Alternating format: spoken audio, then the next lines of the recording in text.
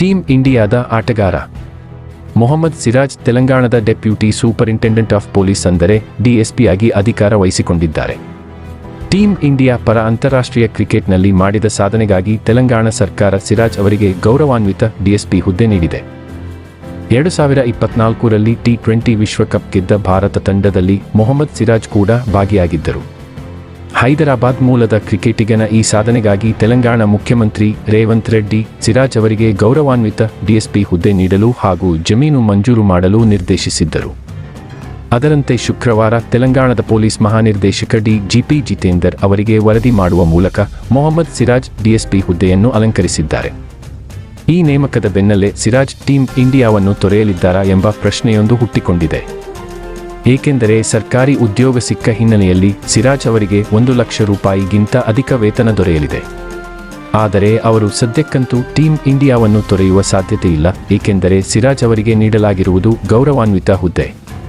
ಈ ಹುದ್ದೆಯನ್ನು ಅವರು ಯಾವಾಗ ಬೇಕಿದ್ದರೂ ಅಲಂಕರಿಸಬಹುದು. ಅಂದರೆ ಟೀಮ್ ಇಂಡಿಯಾದಿಂದ ನಿವೃತ್ತರಾದ ಬಳಿಕ ಅವರು ಡಿಎಸ್ಪಿ ಆಗಿ ಕಾರ್ಯನಿರ್ವಹಿಸಬಹುದು. ಹಾಗಾಗಿ ಸಿರಾಜ್ ಸದ್ಯಕ್ಕಂತೂ ಉಪ ಪೊಲೀಸ್ ವರಿಷ್ಠಾಧಿಕಾರಿಯಾಗಿ ಅಂದರೆ ಡಿಎಸ್ಪಿಯಾಗಿ ಕಾಣಿಸಿಕೊಳ್ಳುವುದಿಲ್ಲ, ಬದಲಾಗಿ ಅಂತಾರಾಷ್ಟ್ರೀಯ ಕ್ರಿಕೆಟ್ನಲ್ಲಿ ಮುಂದುವರೆಯಲಿದ್ದಾರೆ. ಇನ್ನು ಕ್ರಿಕೆಟ್ ನಿವೃತ್ತಿಯ ಬಳಿಕ ಅವರು ಡಿಎಸ್ಪಿ ಹುದ್ದೆಯನ್ನು ಅಲಂಕರಿಸುವ ಮುನ್ನ 2 ವರ್ಷಗಳ ಪೊಲೀಸ್ ಟ್ರೈನಿಂಗ್ ಕೂಡ ಮುಗಿಸಬೇಕು. ಇದಾದ ಬಳಿಕವಷ್ಟೇ ಅವರು ಅಧಿಕೃತವಾಗಿ ಉಪ ಪೊಲೀಸ್ ಡಿಎಸ್ಪಿ ಅಧಿಕಾರ ವಹಿಸಿಕೊಳ್ಳಬಹುದಾಗಿದೆ.